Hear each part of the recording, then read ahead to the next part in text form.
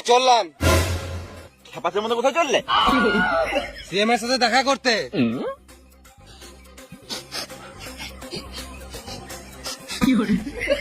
ছি ছি, গু গন্ধ উঠছে, হেগে গান ধুবো নাই নাকি? হ্যাঁ, এটা দামি সেন্ট বটে। চলো না একবার হয়ে যাক। কি হয়ে যাক? তোমার সাথে কথা বলে আমার ফিলিংস চলে এলো। ওই ফ্রিজ থেকে আমি বুঝি না। চলো না প্লিজ প্লিজ চলো না। এতক্ষণ কুটকুটে উঠছে, নুনুটা বার করে দুবার দেয়ালে ঘুষেলে। একবার দাও না, চলে যাবো। মুখে পা ভর দেবো। দাঁড়াও, একটা রিলস বানিয়ে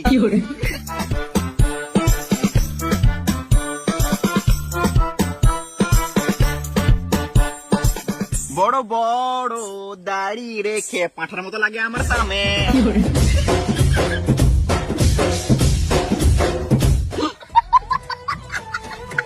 শুনো, সিএমের সাথে যখন দেখা চললে, সিএমের সাথে একটা রিলস বানিয়ে নাও। আমি ইনস্টাগ্রামে ছাড়বো, তারপরেই তোমাকে তুলবো। ঠিক আছে।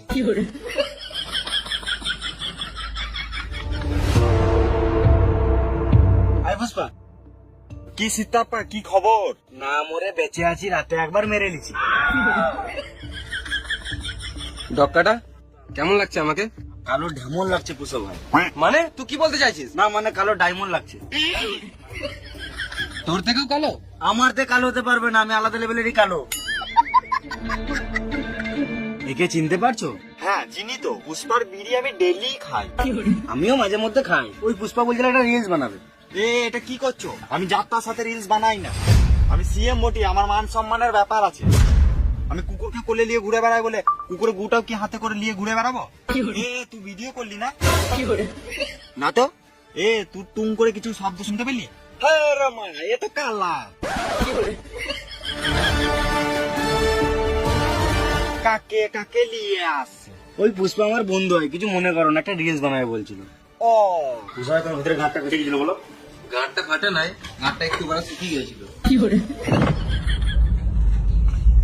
পুষ্পা তুই কিছু মনে করিস না, সেম একটু খাপা চুদাই বটে। আমি আবার কি মনে করব?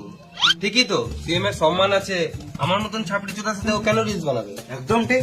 সাপের সাথে কি গান মাঝে রিলস বানাবে? তুমি সিএম থাকলে তুমিও আমার সাথে এরকমই করতে। হ্যাঁ মানে আমি আবার এমনি কেন করবো? তাহলে তুমি সিএম হয়ে যাও, তোমার সাথে রিলস বানাবো। কি বলছি ভাই? তুমি যেটা শুনলে সেটাই। পুষ্পা তোর